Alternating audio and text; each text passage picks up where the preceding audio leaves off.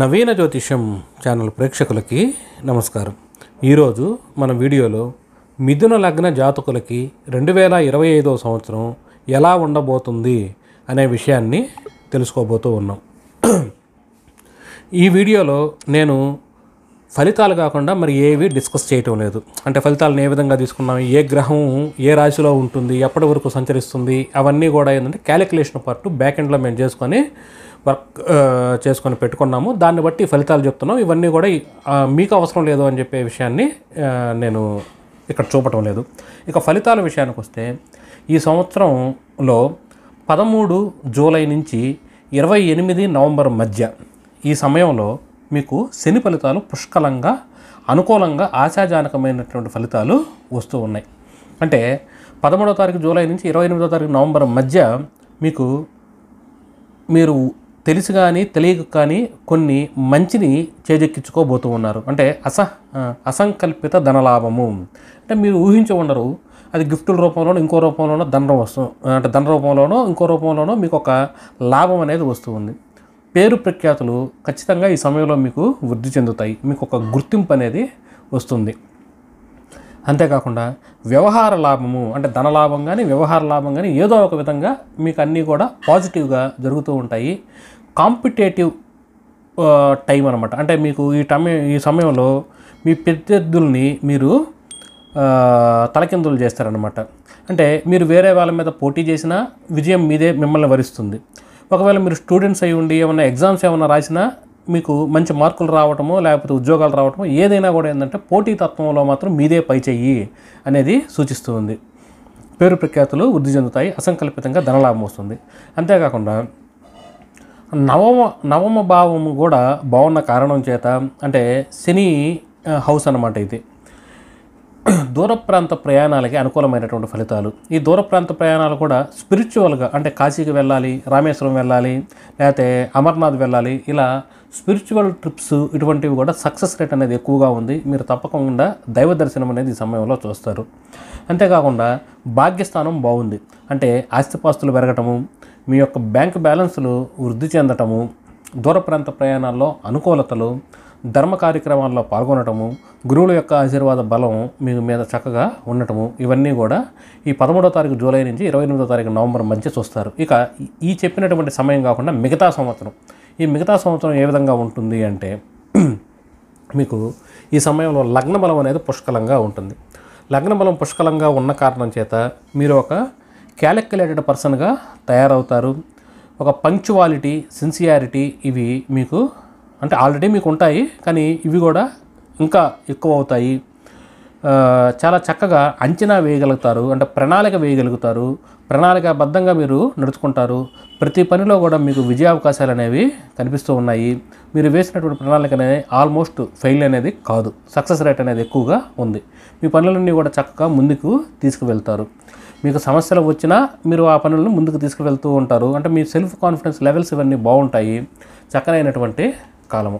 అంతేకాకుండా ఇదే సమయంలో మీరు వాహనం కొనటము, ఖాళీ స్థలం కొనటము, గృహయోగము అంటే మీరు ఏమన్నా కొనుక్కోవాలనుకుంటే ఇది చక్కనైనటువంటి సమయము.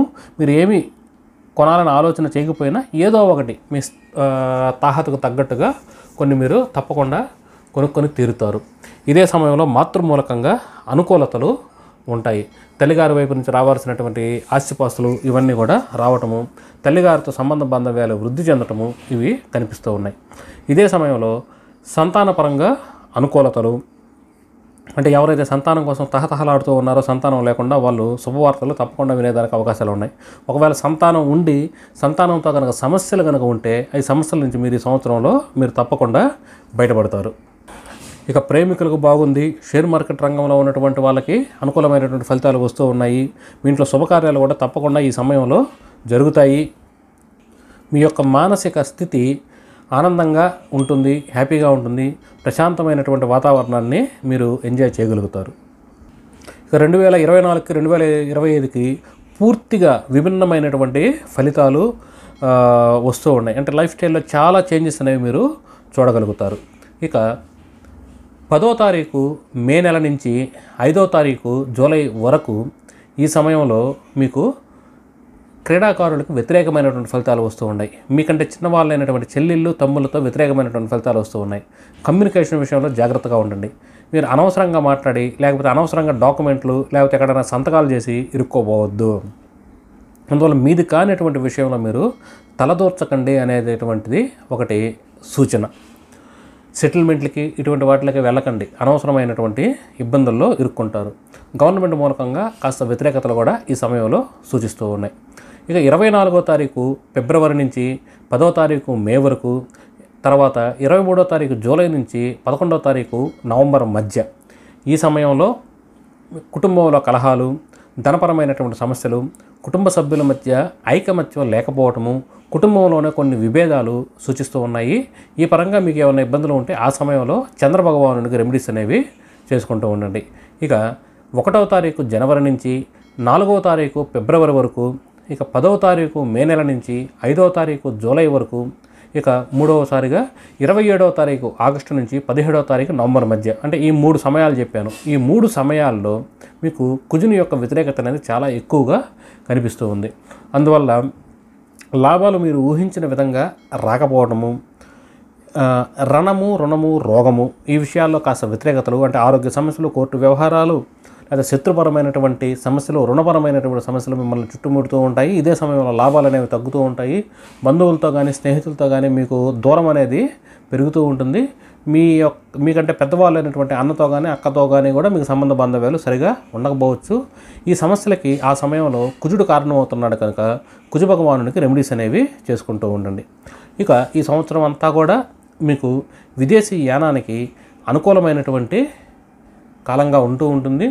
విదేశాల్లో స్థిరపడినటువంటి వాళ్ళకు కూడా అనుకూలమైనటువంటి ఫలితాలు వస్తూ ఉన్నాయి.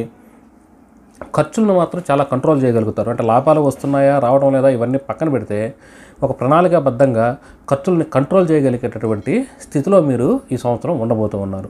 ఇక ఈ సంవత్సరం అంతా కూడా మీకు ఉద్యోగంలో కొన్ని సమస్యలు అనేవి ఉంటూ ఉన్నాయి. అంతేకాకుండా భార్యాభర్తల మధ్య మనస్పర్ధలు, నిరుద్యోగస్తులకు వ్యతిరేకమైనటువంటి ఫలితాలు, వ్యాపారస్తులకు వ్యతిరేకమైనటువంటి ఫలితాలు వస్తున్న కారణం చేత ఈ కారణాలకి గురువు యొక్క గోచార బలం కారణం అయినటువంటి కారణం చేత మీరు తప్పనిసరిగా సంవత్సరం అంతా కూడా గురు భగవానుడికి రెమెడీస్ అనేవి చేసుకోండి. గురువుకి ఏ విధంగా మీరు రెమెడీస్ చేసుకుంటారనే దానికి ఒక వీడియో ఉంది మన ఛానల్లోనే, ఆ వీడియో చూడండి. మీరు ఏదైనా చేయండి, గురు భగవానుడిని మీరు శాంతింపరచుకోండి. మీ లగ్నానికి పాప అవుతాడు గురువు. అందువల్ల ఈ గురువు కాస్త వ్యతిరేకంగా ఉన్నాడు ఈ సంవత్సరం అంతా కూడా.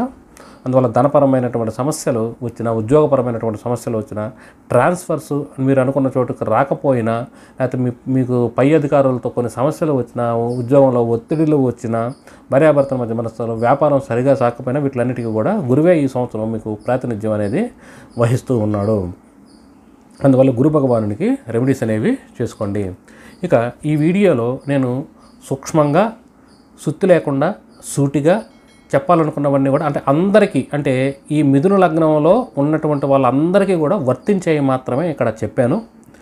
ఇక ఇక్కడ మీ జన్మజాతకాన్ని విశ్లేషణ చేయలేదు. ఇక మీ జన్మజాతకంలో గురువు యొక్క ప్లేస్మెంట్, శని యొక్క ప్లేస్మెంట్, రాహుకేతుల యొక్క ప్లేస్మెంట్, దీన్ని బట్టి మీకు స్పెసిఫిక్గా కొన్ని ఫలితాలు చెప్పేదానికి అవకాశం ఉంటుంది మీ జన్మజాతకం కనుక విశ్లేషణ చేస్తే. ఇక్కడ మాత్రము ఇది పబ్లిక్కి అందరికీ ఉపయోగపడేటటువంటి వీడియో కాబట్టి అందరికీ కామన్గా వచ్చేటటువంటి విషయాలను మాత్రమే చర్చించాలనే విషయాన్ని గ్రహించండి. మరి ఒక మంచి వీడియోలో మనం అతి త్వరలో కలుసుకుందాం. అప్పటి వరకు సెలవు, నమస్కారం.